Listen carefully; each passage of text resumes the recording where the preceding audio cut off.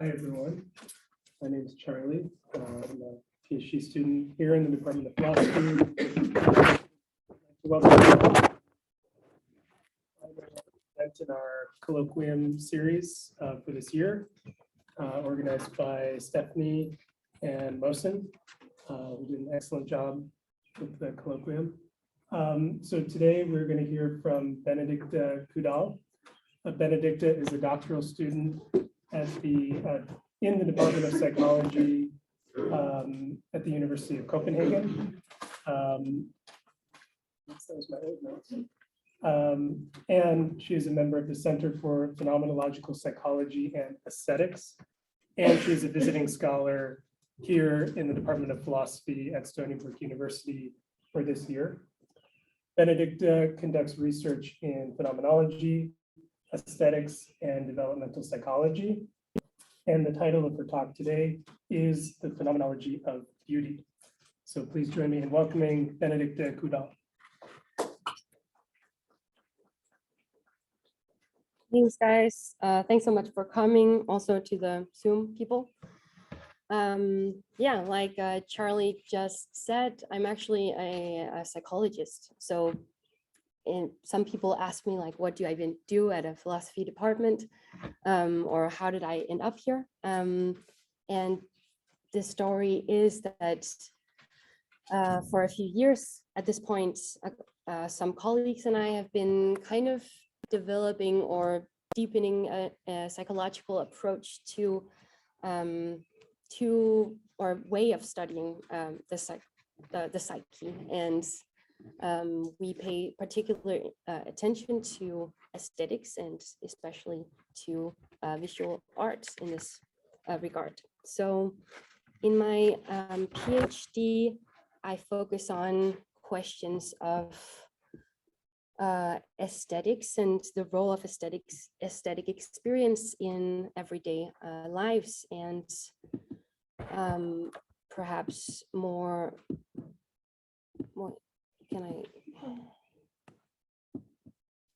yeah, it works. Okay, good. Yeah, so aesthetic experience, but also more profoundly, the question of what aesthetic experience can reveal about subjectivity as such. Yeah, and more specifically, my PhD revolves around the question of beauty, what beauty is, beautiful, die Schöne. The topic for my talk today will specifically be to explore the question or explore the experience of beauty, or what I've chosen to call appearance of beauty.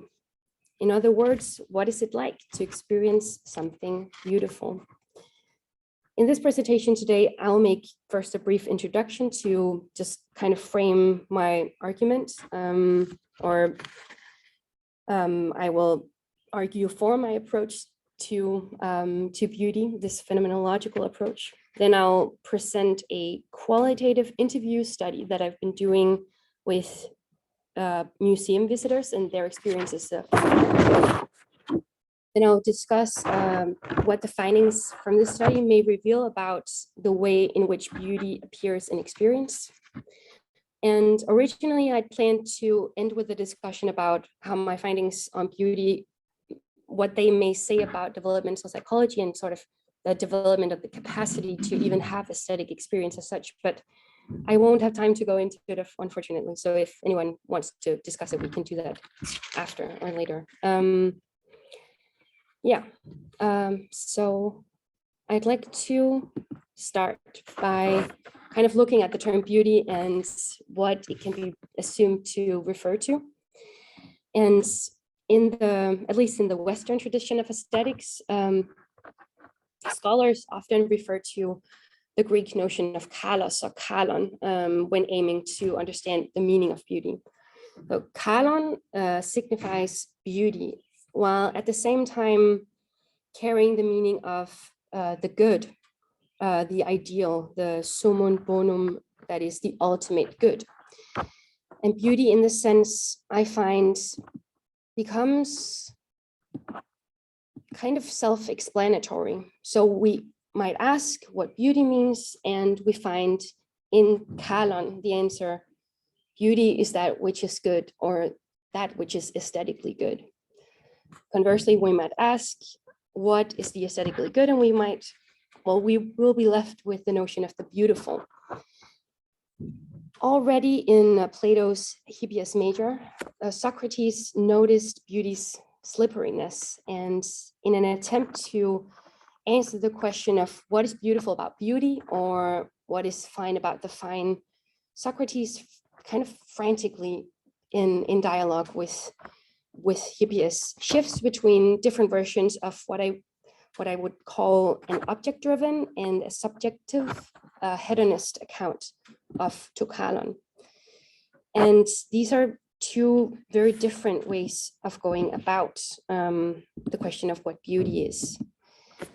In an object understanding, we'll think of beauty in a formalist way. That is, we'll consider beauty essentially to be the formal features of an object. Think of ideas such as the Pythagorean cosmos, or the idea of visual symmetry or auditive harmony. The golden section is another example. So it is the idea that there is a specific way, almost like a recipe with mathematical perfection will provoke a specific reaction in any viewer universally. In the case of the subjective or hedonist account of beauty, on the other hand, beauty can't be distinguished from pleasure. So in a concrete sense, if someone looks at a painting and comes to value it as beautiful, the aesthetic value or the beauty is then conceptualized as a mere reflection of the joy and relaxation of the encounter. Okay, so now if we look into the history of aesthetics, this debate of whether beauty resides in the object or in the subject is one of the most persistently discussed topics. And adding either a subject or an object to this self-referential system is, I think, kind of tempting, but as I see it, at the same time, doesn't really break with the self-referentialness of the system of Kalon, of beauty as goodness. So if, for instance, we add an object into this system, it could lead to the statement that beauty is that which is, or that beauty is that the object has certain good features. And when the object has good features, then it is beautiful. However, what if instead of adding an object or a subject into the system of Kalon, we assume a kind of intertwinement of objective and subjective in the appearance of beauty? In other words, in order to know anything about the phenomenon of what the phenomenon or signifier beauty refers to, we'll have to consider beauty as an in-between subjective and objective. Or phenomenologically speaking, to study beauty as lived experience. That is, beauty as a particular way in which the world could show up. So I've been doing an interview study in which I've interviewed 13 people about experiences they've had with visual art. And these people I interview, they don't have a theoretical background or insight into what beauty is or what art is for that matter. It's simply that I've been going up to people at art museums, asking them if they wanted to participate in an interview. And luckily for me, a lot of people did. So I ended up talking to them for between half an hour and then an hour and a half for the longest interviews. So we've been doing like in-depth conversation about just particular specific experiences of specific artworks. And I asked the participants to kind of share an experience that's made an impression on them or that has meant something to them. And as an interviewer, I would say that I mostly try to mostly listen, but also guide participants in moving away from observations that are too abstract or too opinionated or too interpretive, and toward the descriptions that on the one hand seem like it has some sort of psychological value to the participant, and on the other hand, something that can be described in a clear and concrete way. So the concreteness is very important in this regard. And so I look for kind of things like what happened, what was perceived, what was seen, what was felt, what was thought, but not opinions. Next, I analyze these interviews using Amadeo Giorgi's descriptive method for or approach to phenomenological psychological analysis. Giorgi is from Duquesne. Some of you might know that they have a history of a program in phenomenological psychology there. I don't think it exists anymore, but Giorgi is still around. The idea with this analysis approach is to generate exact descriptive accounts of the interviewee's experience. And one does so by breaking the transcribed interviews down into small units, and then by clarifying the meaning of each expression of each unit. And in this sense, make each expression's psychological importance to the phenomenon more explicit. The analysis yields then for each interview a descriptive account of the concrete experience. Finally, reading through each of the descriptions, the goal is to identify within each of them some common constituents, and to, based on these, formulate a general descriptive structure of the phenomenon. And in this way, this approach is an attempt to kind of aim at that, like letting the fundamental aspects of the phenomenon become apparent through this analysis approach. Okay, we could talk more about the method, but for now I'll go into like the findings and I'll discuss those. I'm sure some of you will have questions about the phenomenological method in it, but I will proceed to what I think that I know at this point about beauty based on these interviews. And for the sake of just time management, I won't describe all of the experiences, but I'll describe a single case of experience and then proceed to the general structure of experience. The interview that I'll highlight is an example, or I'll highlight this example well, it was an interview with a young woman. I'll call her Julie. And in this interview, she chose to focus on an experience that she had a few years back, where she visited an exhibition on Japanese aesthetics influence on Northern European art. And as we get into the interview and her descriptions, it turns out that although she's quite fascinated with the entire exhibition, that she remembers one painting in particular, and that is this painting. I went to a close-up. I got it. Okay, it's painted by a Finnish artist called Albert Edelfelt in 1883. As soon as Julie sees this painting, there is a comfortable warmth that arises in her. So within her body, it feels like there is a pull or even like a squeeze located in the stomach or in the area around the heart. But this excitement that comes with this bodily pull, it's comparable, she says, to something like a roller coaster ride, but instead of a dizzy discomfort, it's an immediate feeling of pleasure and joy. The pleasure that she feels, she describes to me, is just like seeing somebody she loves. She feels as if this woman knows her and smilingly looks back at her with a loving expression. The warmth, the pleasure, and the contentment directed towards the woman feels like there's a connection between them. So the two of them she feels almost just about to interact. The figure to Julie possesses human qualities such as friendliness and lovingness, and Julie has a sense of anticipation of starting a friendly conversation with her. While in this conversation with the painted figure, she feels as if she's in the room depicted in the painting.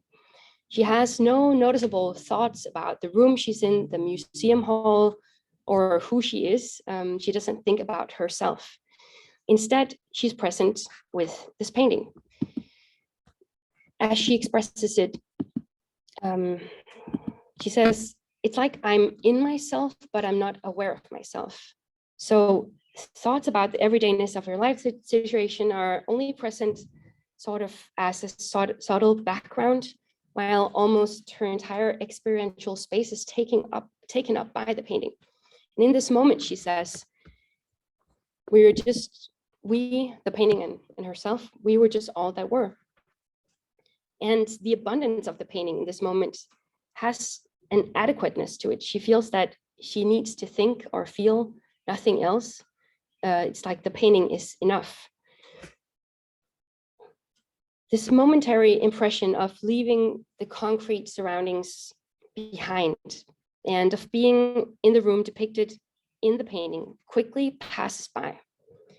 While still in front of the painting physically, this particular initial state now becomes something she looks back at, and she thinks to herself, wow, that painting really hit me. Everything that happened a moment ago was sudden and completely unexpected. So she hasn't planned for this to happen. And this sense of unexpectedness comes with a sudden impression of the painting as something large, but it's not an effective, or it's an effective largeness. It's not a spatial kind of largeness. Everything that she just felt in the initial encounter with the painting, the roller coaster feeling, the pleasure, the apparent reality and lovingness of the painted woman, and the feeling of being in the room with the painting, or being in the room depicted in the painting, everything that just happened a moment ago kind of overwhelms her in the sense that she hasn't agreed to this experience. Rather, it is something that happens beyond her control. She feels content with this unexpected power of the initial impression of the painting, and with the fact that someone, the painter, has made something that can do this to her. And she feels like repeating the experience. She wants to repeat it, or she longs to repeat it. As she expresses it, she says, you feel like, it would be lovely to experience that again, or like, I wish that I found everything this beautiful. Okay. Now, I found in this and in my analysis of the rest of the interviews a number of common constituents, out of which we'll begin to kind of see a sketch of a structure of how the phenomenon of beauty may appear. And what commonly turns up in interviews when which I then suggest to be essential constituents of beauty experience, is that there are two different experiential modes at play. The first experiential mode manifests as the viewer looking at the artwork enters a state of bodily and affective intensification of experience. So it's the experience as such that comes with an intensifiedness. And as the viewer enters this bodily and affective change or changed state, their awareness of themselves and their concrete presence in the museum, who they are as such, everything concrete is kind of diminished. At some point, the presence of the artwork expands to a degree where it kind of fills up the entire experiential world of the viewer. The bodily and affective changes also initiate a formation of a particular kind of relationship between the viewer and the artwork, in which the viewer feels strongly connected to the artwork. And in this connective moment, the artwork manifests with a sense of aliveness. So in some instances, the artwork appears visually as breathing or as living. And in some instances, imaginatively, the artwork appears with or as a conscious being with whom the viewer shares thoughts or shares dialogue or shares bodily interaction of feelings. In this moment of connection, the viewer experiences an overlap, or like it's simultaneity between the visual impression of the artwork on the one side and her bodily and affective state on the other. The visual impression of the artwork in this sense is felt as inner bodily changes and changes in mood. And the felt overlap amounts to an experience of intimacy, of sharedness, of belonging. While still in the physical presence of the artwork, and while still looking at it, at some point, a more or less subtle experiential change seems to be going on. This is when the viewer enters what seems to be a second experiential mode. The viewer's awareness of themselves returns, and it returns to an extent that allows for a realization and a reflection on the intensity of the connection that was just experienced in the immediate past. The artwork no longer takes up all of the experiential space. Rather, the experience of the artwork now presents itself as a memory, which the viewer then reflects on. The recollection of the connection that was just felt a moment ago is now, in this next moment, recognized or realized or experienced as beautiful. In this sense, beauty appears as the memory of a felt connection. The sudden reflection and gratitude, or the reflection and appreciation of the experience that has just passed, effectively presents as a sort of gratitude or humbleness directed toward the initial part of the encounter with the artwork.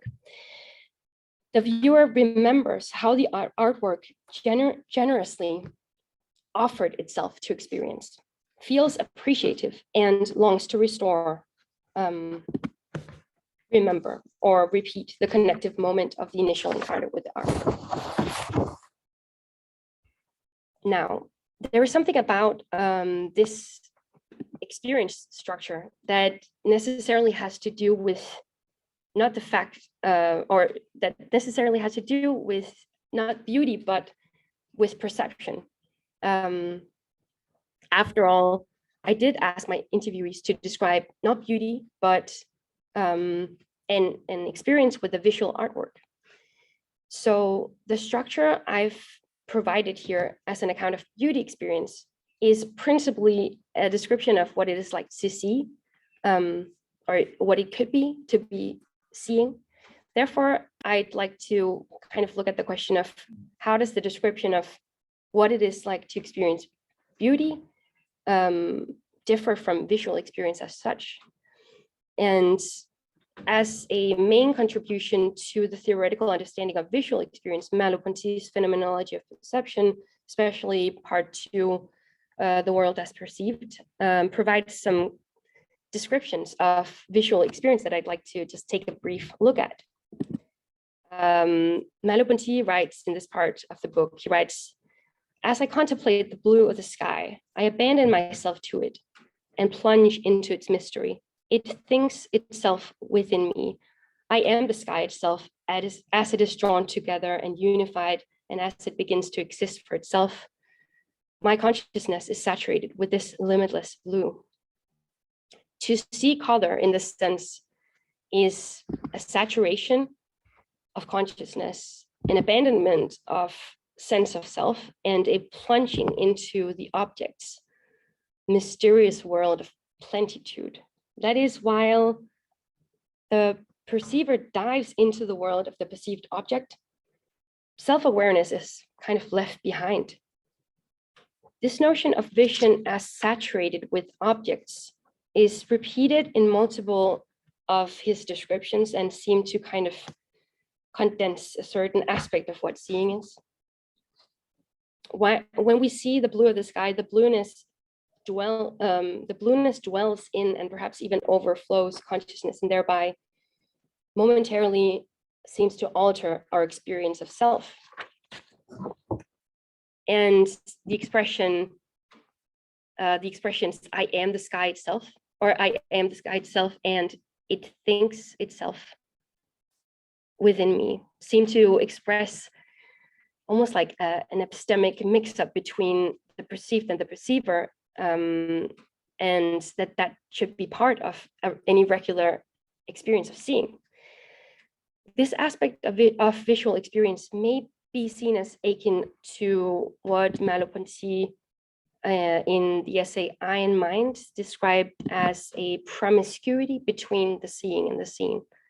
So such promiscuity seems to point toward a moment within the act of seeing where the viewer and the object cease to simply just self-assign to the roles of perceiver and perceived.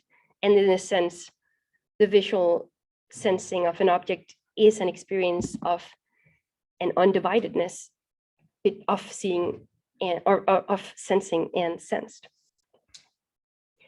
Or as he also puts it, between the eye and the other, blending of some sort takes place. So far, what we've encountered, just to recap, in Merleau-Ponty's descriptions of visual experience, is that visual experience as such seems to share certain features with the descriptions of beauty experience that I provided here, specifically the sense of saturation and of self or abandonment of self-experience. It was clear that when my interviewee Julie saw Albert Ederfeld and his paintings, her awareness of herself pulled back, while the painting expanded to a point in which she felt herself entering the very room depicted in the painting. This overlap between Merleau-Ponty's description of visual experience as such and my descriptive account from interviewees raises the question of whether it's even possible to identify an appearance of beauty, like I want to, within these descriptions of visual art experience. So evidently what Merleau-Ponty describes as a simultaneous sense of saturation and abandonment of self into the perceived are characteristics of visual experience as such. If that's true, then they can't, at least not in themselves, constitute a phenomenology of beauty. The question is now if this will change once I include what I called the second constitutive part of the experiential structure in my comparison between empirical findings and Merleau-Ponty's descriptions. To recap, the second part of the experience structure consists in two simultaneously appearing constituents. It is a return of self-awareness or awareness to oneself, and along with this return, a reflection upon the immediate past. Let's take another look at one of Merleau-Ponty's descriptions of visual perception to see how this second constitutive part may be understood in terms of visual perception as such.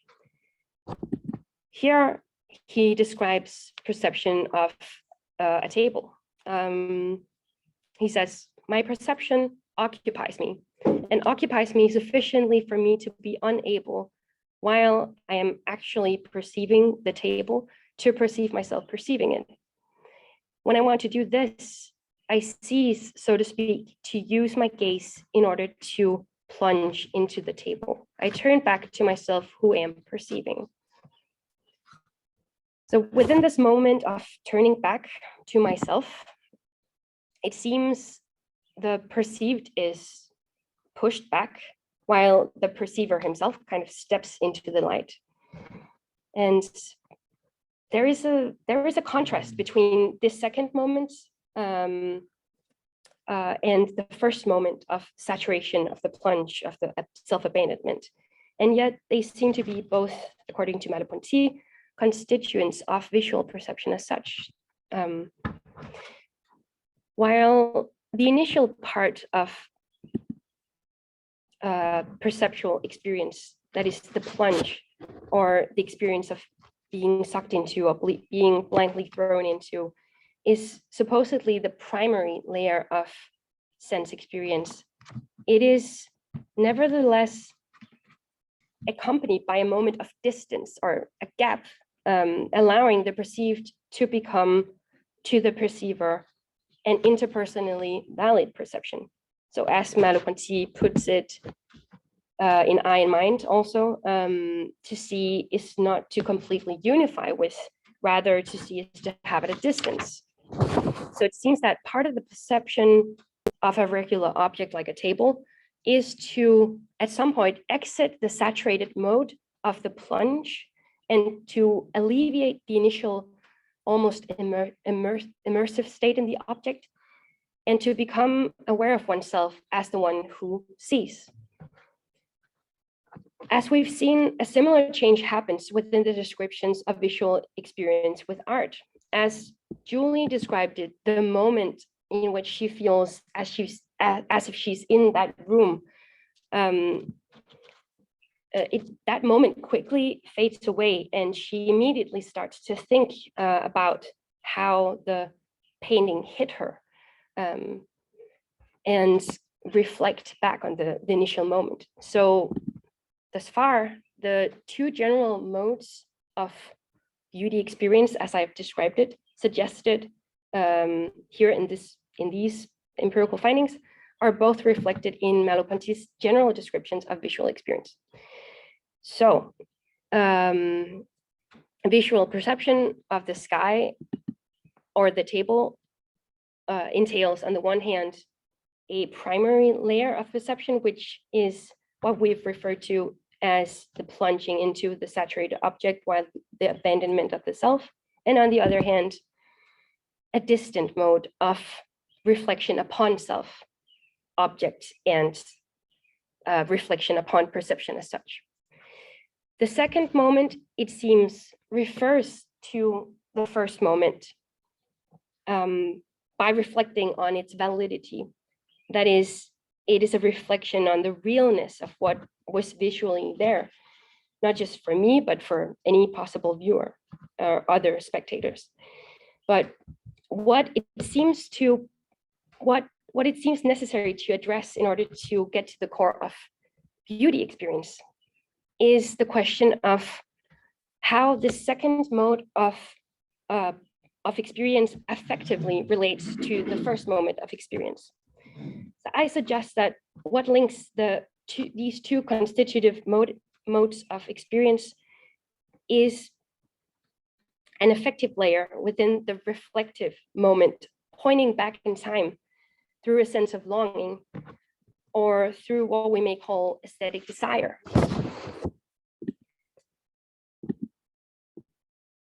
Desire has traditionally been understood in terms of the Greek epithumai, that is the longing, the appetite, the hunger. And within the philosophical literature, the epithymic notion of, I'm not sure I'm pronouncing that right, epithymic? Okay, I'll go with that. The epithymic notion of desire was proposed by Plato's character Diotima in Symposium. And in Symposium, the epistemic desire exposes a void.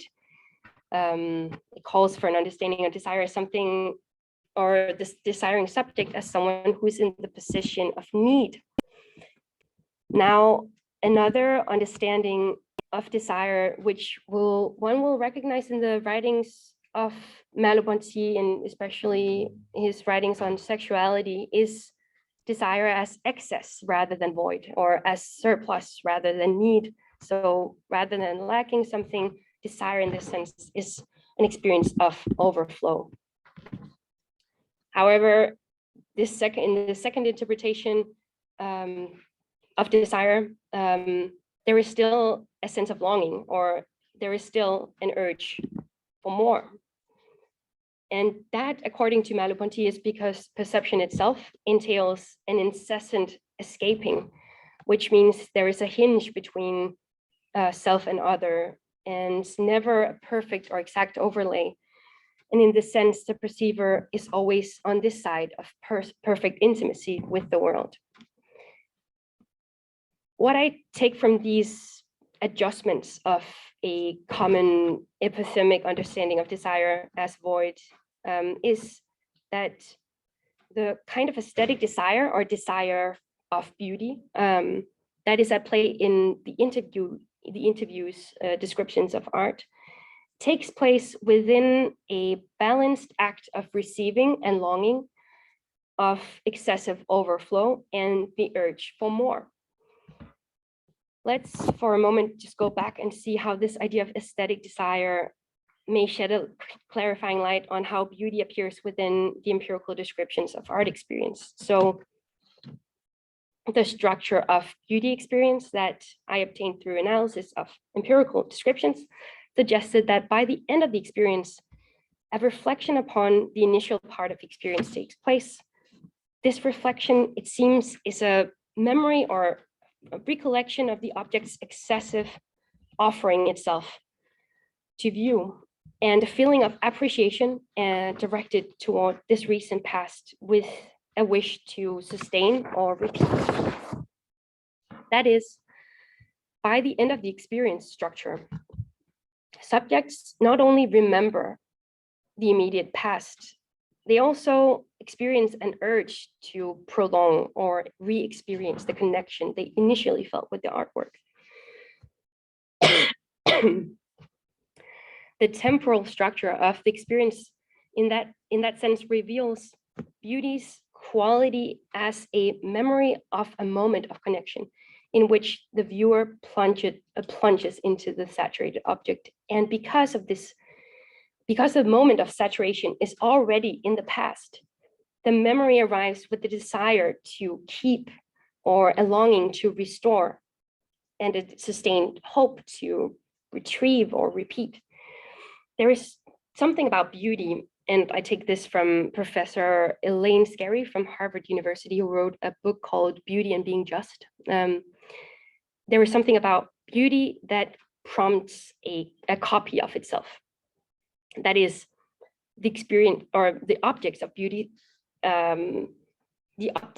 experience seem to almost call us to repeat or prolong the experience. So for instance, when you go to art museums, you will observe that it's very common to take pictures of the pictures, or pictures of the paintings, instead of just falling into an enjoyable moment of staring and prolonging in that sense.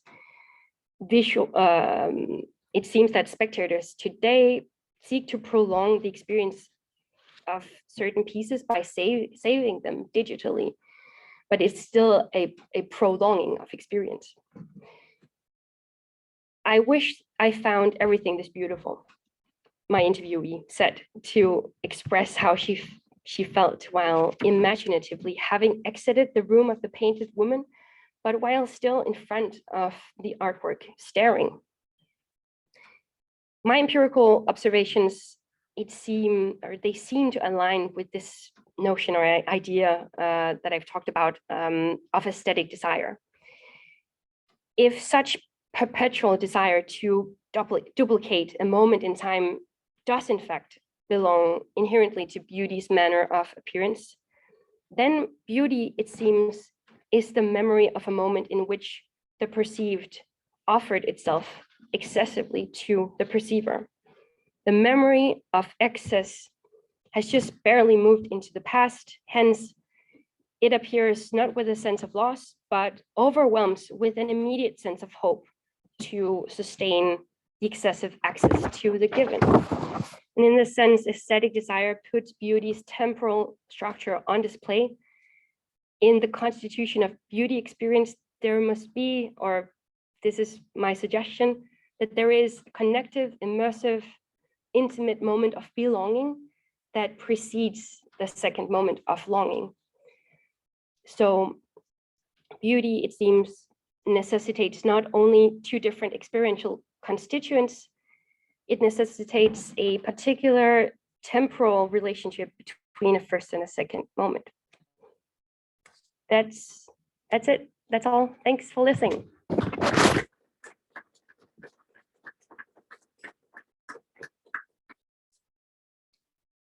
Tony. I have two questions. How would you from this distinguish that kind of experience from an experience that Sartre calls nausea, which is de trop, too much?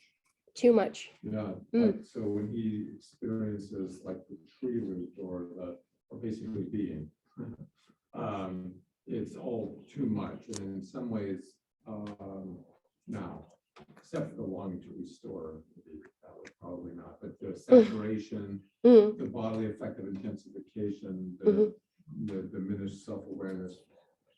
There is a felt connection, although he doesn't want it. There is a sharedness of the body with that. Maybe except for that when we long to restore.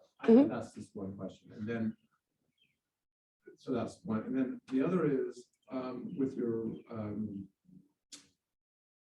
evocation of Merleau-Ponty, which were great texts.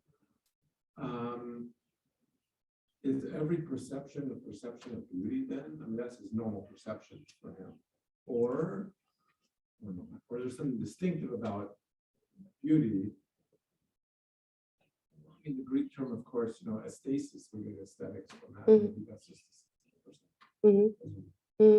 Yeah. So it sounded like you gave your own answer to the first question. I think I agree with that one. Okay. So I think that nausea could be an aesthetic experience in a way, or I think that some artworks might evoke that kind of experience too. So, but I don't think, like you just said, I don't think that there would be this longing to retrieve it or repeat it. Okay, so there would be the distinction maybe between like an aesthetic experience and an aesthetic experience of beauty. Yeah, beauty would be according to, I guess that's what I suggest, that it would be like a specific type or like a under category of aesthetic experience as something more broad. But I think it's interesting to think about how aesthetic experience could be not comfortable, like not pleasurable, because pleasure is an important factor in this experience too. And in that sense, it would be the opposite. Yeah. And as for the second question, yes, of course. I think Merleau-Ponty in his own way was very aesthetically interested. So I think that he could have a beauty experience in a way by looking at the sky, but I don't think that's what he aims for here in this book or text. I think that he just wants to describe perception and what seeing is, right? And that's why I tried to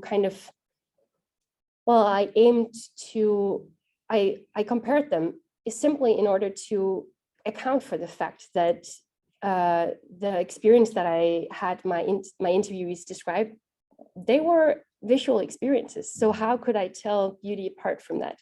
So that's why I tried to compare them to see where do they differ, and I found that they differ in the same point, I found that they ended up differing at this point, like it's the memory part, or it's the temporal structure of the beauty experience that I found to be kind of different, whereas all of this I found in his descriptions of seeing as such. Thanks. I have a question. When you study the description of consciousness in a phenomenological approach, let's say Husserl, that for me remains like the prototype, he established that objects, or as he puts it, eidetic data, has the capacity of touching us, either by awakening our intention or either by affecting us.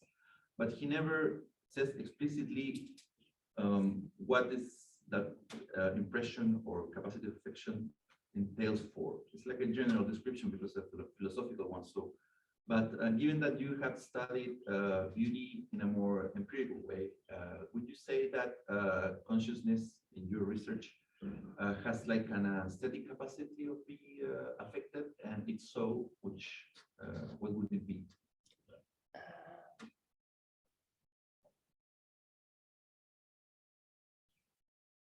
I'm not sure that I understand the question actually. I'm, if I can rephrase it, would you say that in your research, empirically speaking, would you say that psychological consciousness has a implicit or explicit capacity of being affected in a specific aesthetic way? And if so, how would you describe that capacity? The capacity to Being affected by that painting, for instance. right. Do you mean in terms of developmental psychology? For instance. Yeah, it's kind of a long discussion, but I do think that there is something about this initial state of the plunge or the saturated moment that kind of reflects how infants experience the world. Infants don't, I mean, according to Merleau-Ponty, at least, they can't distinguish themselves between themselves and the world because their model of their own body, or their body schema, as it's called, isn't developed fully. So in that sense, they always are in this plunge, and they can never enter this reflective state, or at least not until later when they've developed that capacity. So there is something about human nature that I do think that kind of can bring us back to this moment. But we can only appreciate it because we have the capacity to reflect that we develop later in life, if that makes sense.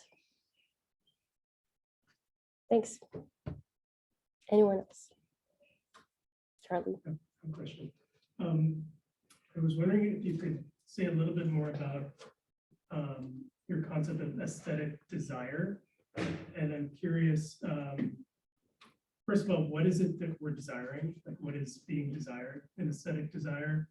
And how would you differentiate aesthetic desire from something like a motivation in perception? So like if something, if there's like a loud noise and then I turn towards it and I'm kind of motivated and solicited toward it perceptually, right? To kind of, I mean, that's how Husserl would describe it, and to kind of bring it into clarity and focus. And then he also talks about how you can, once you've had perceptual experience, you can freely bring it back. And so that's part of what constitutes an object for him, is that you can kind of freely recollect it and it's available for you. And so I'm wondering if that's maybe a model of perceptual, not desire, but what makes it aesthetic desire, and how might that be different from the kind of motivation that it would be happening on a perceptual level? I think the brief answer would just be as the aesthetic part would be emotionally charged.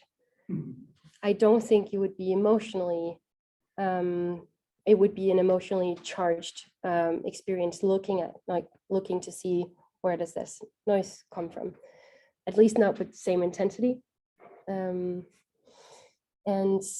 yeah, I don't have a very developed concept of aesthetic desire, but I do think there is something about just sense experience that brings about a longing that has a different kind of texture, or a different atmosphere, or a different yeah, even more emotionally, and a different emotional deepness, a different longing. Can I ask a follow-up? Mhm. Would you say that it's a desire to know the painting, or is it not, or is it something different than knowing? It's desire to be with.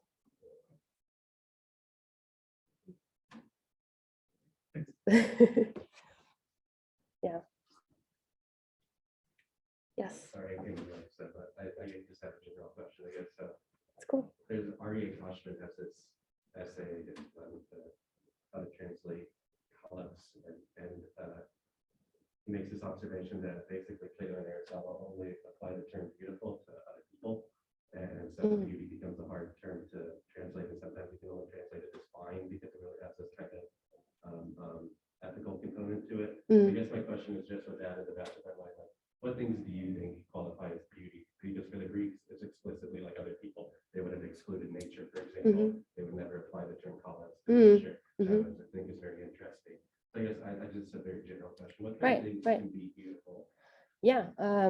Since I'm a psychologist, I'm also just interested in the capacity as such to experience it, and I've been thinking a lot about which site should we study beauty at? Like, is it, a lot of people ask, why don't you ask people about nature experience? Because that's something that attaches or goes along well with the notion of the beautiful, this like big out there phenomenon that we don't have any control over. But yeah, I do think you could study it almost anywhere.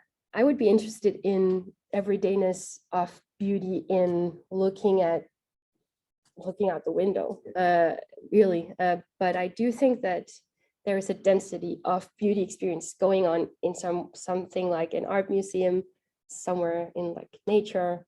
Music is something that people tend to connect with beauty. But just because I was concerned with the methodology of it, I kind of tried to just stay with art. Not that art is simple, but at least it's a way of kind of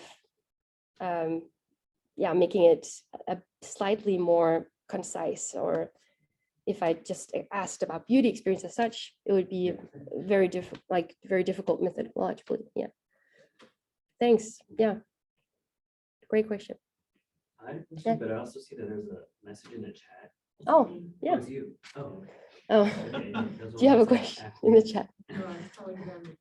Okay. Okay. Great. Well, yeah, so I guess I guess two kinds of questions. I guess one has to do with like the role of pleasure in the experience of beauty. And I guess like how encompassing that pleasure would be as being that which motivates a sort of the kind of longing to restore that sense. And so I wonder, like and I was just reminded, because we were talking earlier today actually about like Lars von Trier's movies and things like that, which we were both kind of viewing as works of art and as aesthetic experiences, but is an example of the kind of something that obviously can be very visually arresting and beautiful in that way, and pleasurable in that kind of sense, but also something that what's sort of evocative about it, and it may be keeps people longing to restore that sense, is something that's distinctive from the kinds of pleasures that were maybe being described in the example you gave of that view, that the individual Julie's view of that painting. And so I guess and I just kind of remember, maybe too, because I'm teaching in my class. We were looking at Nietzsche's like the Twilight of the Idols, and he was distinguishing, for example, this catharsis, and like in Aristotle, this like kind of purging of terror and pity with like he viewed as like a joy in the sense of destruction that was being had. So he was kind of he was in a way maybe asserting that there is something pleasurable in those darker impulses. Right. And so I don't know if that would be like when it comes to the forms of art that are like our senses of beauty that pertain to that kind of something that we might view as painful, or as oppositional to a certain kind of pleasure. In your view, would that also be something that's pleasurable, that if that could still be beauty? If it's considered beautiful, yeah. I would be curious to whether it would be maybe more an experience of the sublime, or something like a different kind of aesthetic category that the sublime, if I remember correctly, it's often described as something that threatens to destroy you. And it could still be something that you long for, but it has more of that like death drive kind of character. But yeah,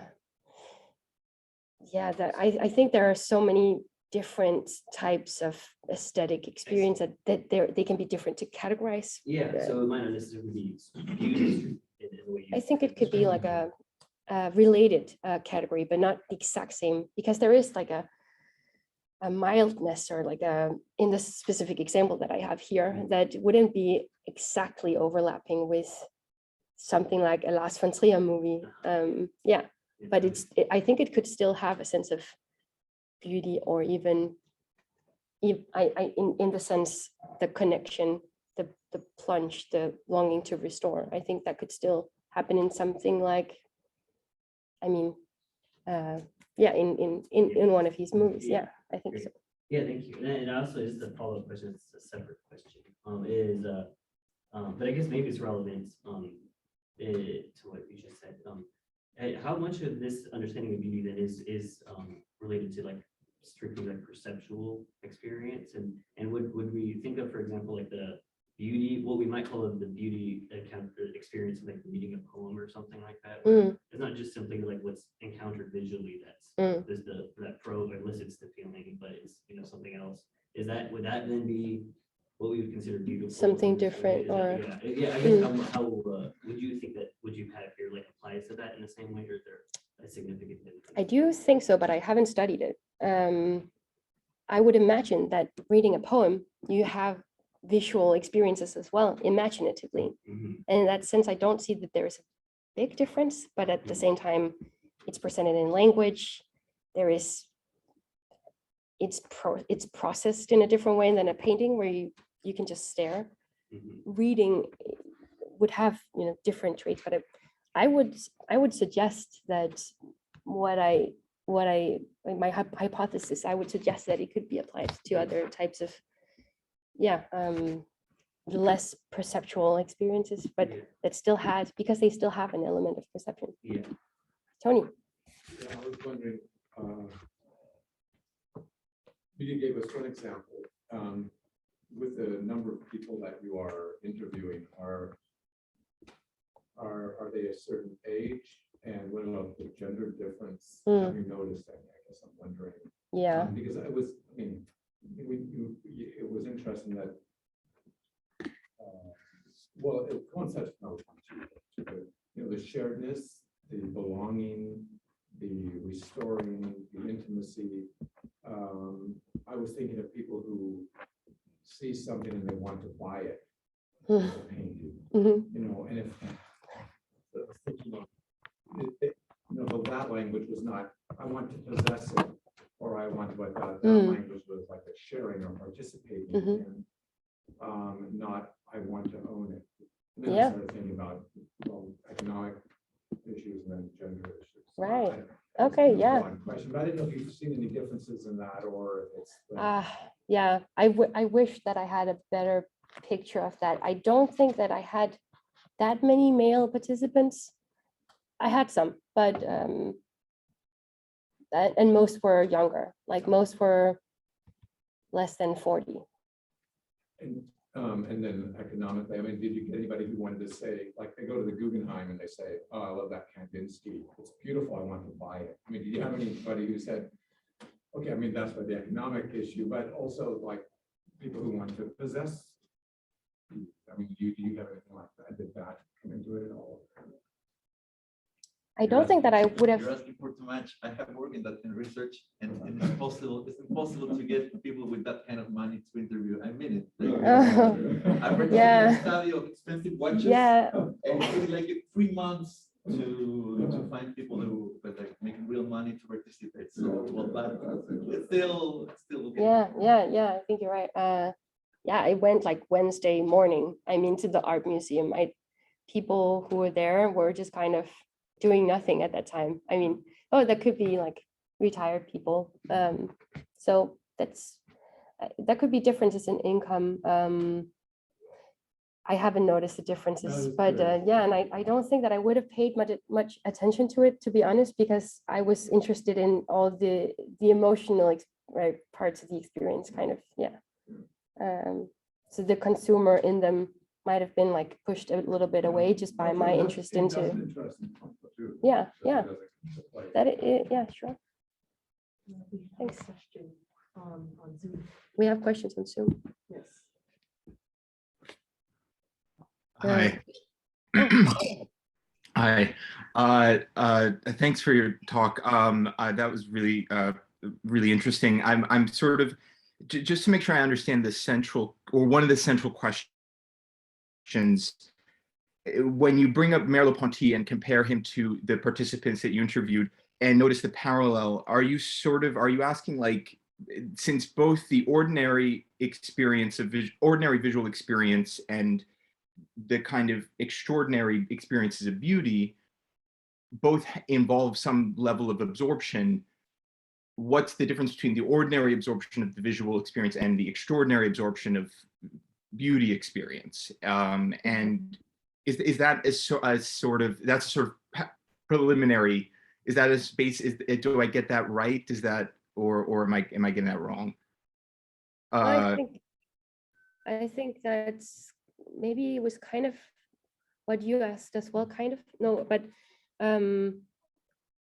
yeah, they do have similarities, but just briefly to make it brief, it's that the difference is that the type of absorption in the aesthetic experience is charged with emotion in a more intense way.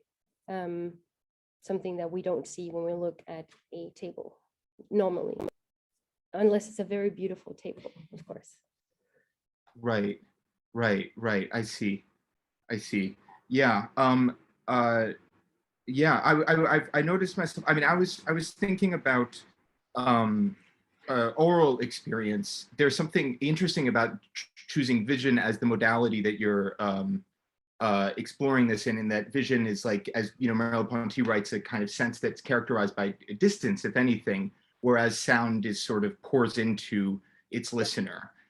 So there is in oral experience already more of a sense of, less of a sense of subject-object distance. And I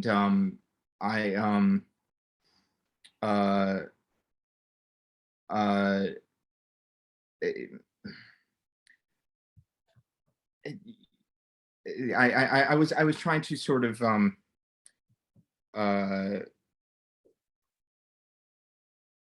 Do you mean, you know, I think you answered my question. I think you answered my question, actually. Thank you. I think it's a good observation. I do think that people get absorbed into music experience way more easily than you do when you're at a distance with a painting, definitely. But yeah, I just methodologically tried to keep it simple. That's why I do think it'd be super interesting to do similar study with just music, for sure. Yeah. Thanks. Thank you. It's your. How Hi. important is the artist of the painting for the beauty that's created? How important is the creator of the sky in the part of the perception or the part of even seeing it? Do you mean, how important do you mean if the artist is present in the experience? Not even present, like how important is the artist who has created that painting to even cause the feeling of beauty in the first place?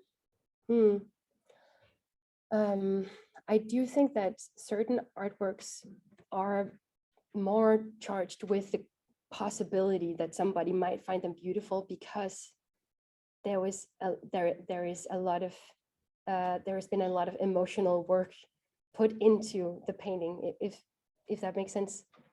But I don't think there is any way to really tell. I have observed that a lot of people feel connected to the artist, especially if you know a little bit about an artist. This person kind of becomes alive in the painting, and you can even have examples of people imagining while looking at the painting, this painter making it, and feeling very kind of close to just the process of bringing about this piece. Or so the artist, I do think that people find different artworks beautiful, if that's what you're asking. That So could be. it is not necessary for the artist to be exemplary for the beauty. Not in my definition of beauty, yeah, but if in a more formal way, then that would make a big difference. If you conceptualize beauty in a formalist way, a lot of painters, especially after World War I, would kind of refrain from making anything that could be formally seen as beautiful, because they wanted to kind of paint the true ugly world, you know.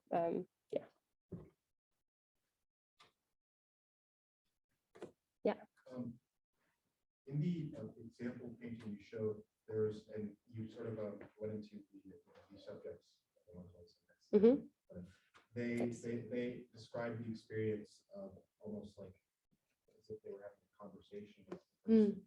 And I was wondering if, like, especially in works of art with people, wherein the subject experiences beauty, if part of that is not only, part of that is like, it is as if they're like, if they're being recognized by the subject in the painting. And like, because I understand, sorry, I don't want to like abuse philosophical terminology because I don't know that well. But in Kojev like talks about desire, and there's like in the development of self-consciousness, desire hinges on the desire to be recognized by another person. So I'm wondering if there's almost like a parallel experience in the experience of beauty.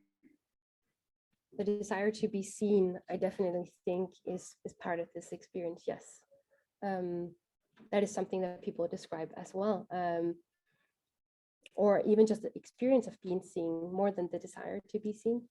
But the experience of feeling seen by the outside is part of the object becoming, like, showing itself with a sort of like an aliveness.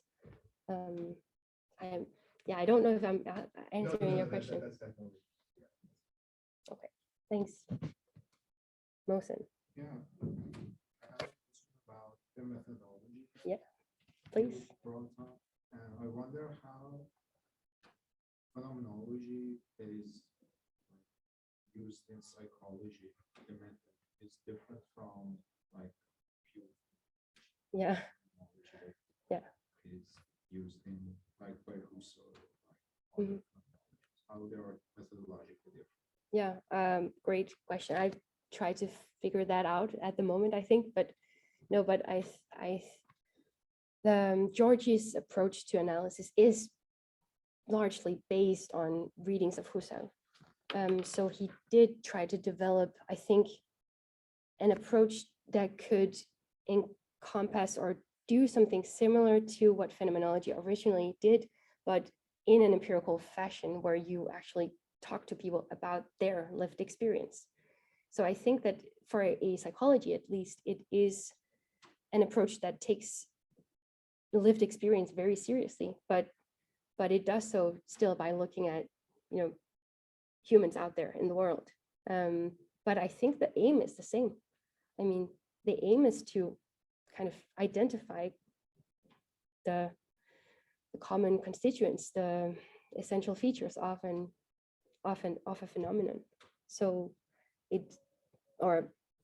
that's part of the aim, I guess. For Husserl, it would be more, he would be more interested in building a foundation of a science, of the sciences, right? So in that sense, it's different, but in sense of aiming to understand lived experience, or in that sense, looking at experience and gaining knowledge about subjectivity. I do think they're aiming at something similar.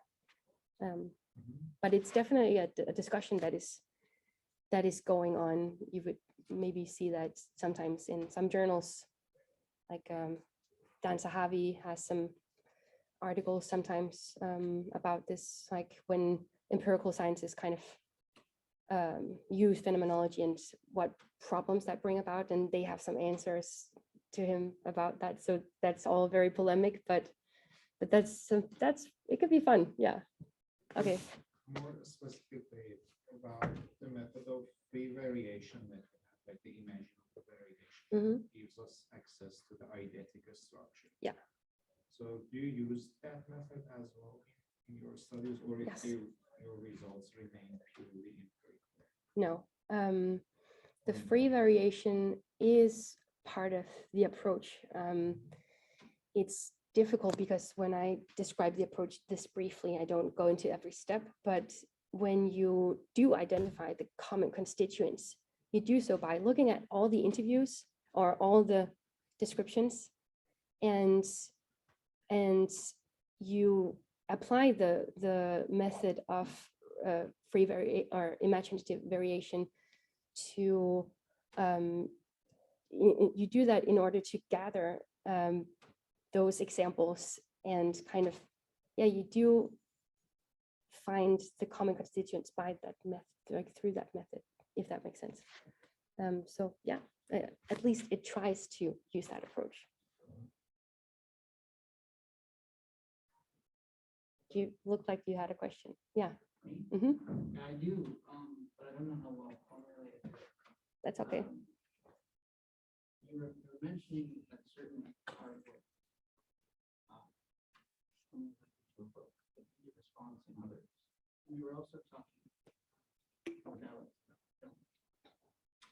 so clearly you don't think that it's only painting that can evoke this beauty response.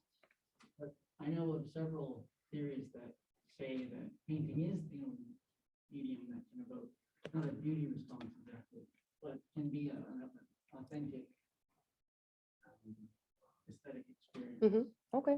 And the one I'm thinking of in particular right now is Jean-François Theodore.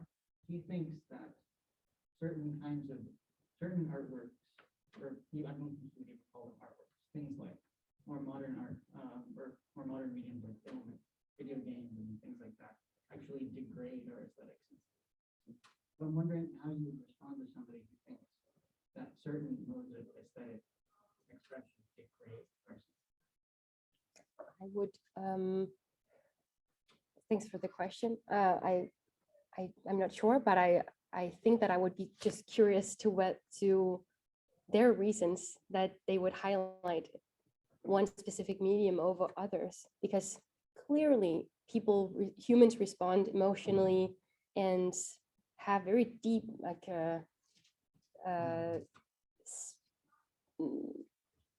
experiences that evoke